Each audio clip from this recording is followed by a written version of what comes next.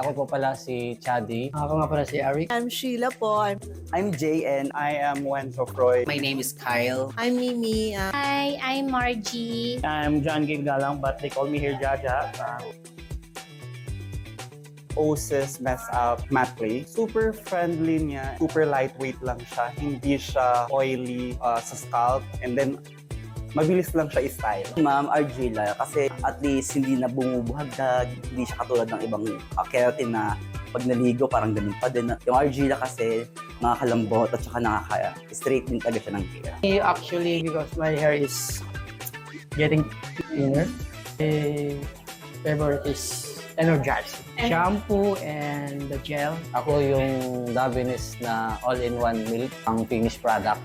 Kasi hindi siya masyadong grease, saka oily, saka mabango siya, saka po more on natural look na po siya sa mga client. Yung oil butter, kasi aside sa mabango siya, pag once na i-apply mo siya sa hair ng sa client, very smooth yung magiging result niya. Lahat ng grains ng Davines. Sulfate-free. Yung sa shampoo, pwede mo nga daw lagyan ng water. So, what's more pa yung laman? Ako ma'am yung Davines oil. Every day. Naglalagay ko man konti lang mama. Dati minensyo ko na konti lang naman po. Para gumanda konti. Ma'am, nagiging shiny and okay ang dating ma'am. Nagtitain yung hair ko ma'am. Ito yung Aveda Head Spa. Dahil kasi nakita ko kasi yung kumilo sa hair and yung cleansing niya, deep cleansing talaga. At the same time, kompleto siya with replenishing conditioner and balancing shampoo. So mas nafe-feel ko talaga yung pagiging malinis ng scalp, lalo na kung flaky na at yung nagda-dry.